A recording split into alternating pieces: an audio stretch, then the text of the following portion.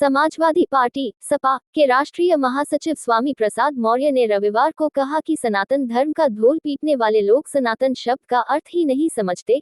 ऐसे लोग सनातन विरोधी हैं, जबकि हम उनसे बड़े सनातनी हैं।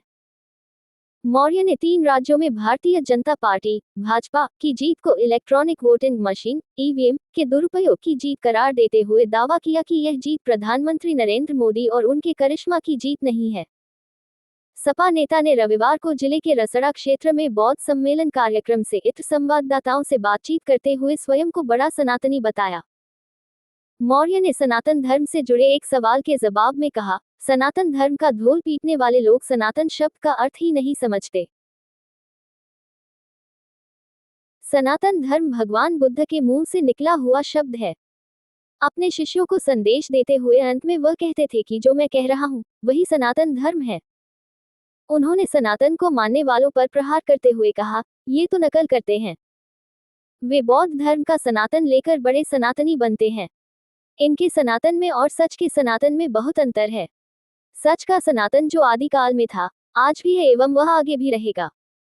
चीजों को स्पष्ट करते हुए मौर्य ने कहा, जैसे सूर्य सबको प्रकाश देता है। सूर्य अपना प्रकाश देने में हिंदू मुस्लिम सिख ईसाई का भेदभाव नहीं करता।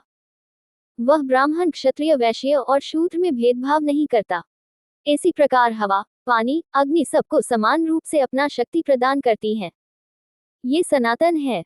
उन्होंने कहा, ये सनातन है कि बच्चा मां की पेट से पैदा होता है, लेकिन वे मुंह से ब्राह्मण पैदा कर देते हैं तथा बाहों से क्षत्रिय, जंघे से वैश्य और पैर से शूद्र पैदा कर देते हैं। इस तरह का बकवास सनातन नहीं हो सकता। सनातन वैज्ञानिक, सर्वग्राही एवं सबको स्वीकार्य भी है।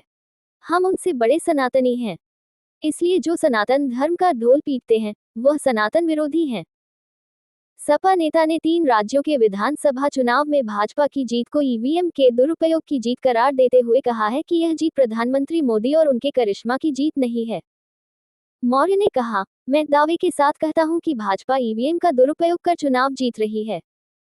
ये जीत मोदी, उनके करिश्मे की नहीं, बल्कि ईवीएम के दुरुपयोग की जीत है। उन्होंने कहा कि ईवीएम का दुरुपयोग नहीं हुआ होता तो 2022 के विधानसभा चुनाव 2022 में ही उत्तर प्रदेश से भाजपा का सुपड़ा साफ हो गया होता। उन्होंने कृष्ण जन्मभूमि से सटे शाही ईदगाह परिसर के एएसआई सर्वेक्षण के लिए इलाहाबाद हाईकोर्ट की मंजूरी और काशी विश्वनाथ के चल रहे विवाद को लेकर आरोप लगाया है कि धार्मिक संस्थाएं धर्म के नाम पर नित्य उन्माद पैदा करने की कोशिश कर सांप्रदायिक सौहार्द बिगाड़ने की कोशिश कर रही हैं। मौर्य ने कहा, कुछ तथाकथित धार्मिक संस्थाएं धर्म के नाम पर नित्य उन्माद पैदा करने की कोशिश कर सांप्रदायिक सौहार्द बिगाड़ने की कोशिश कर रही हैं। यह न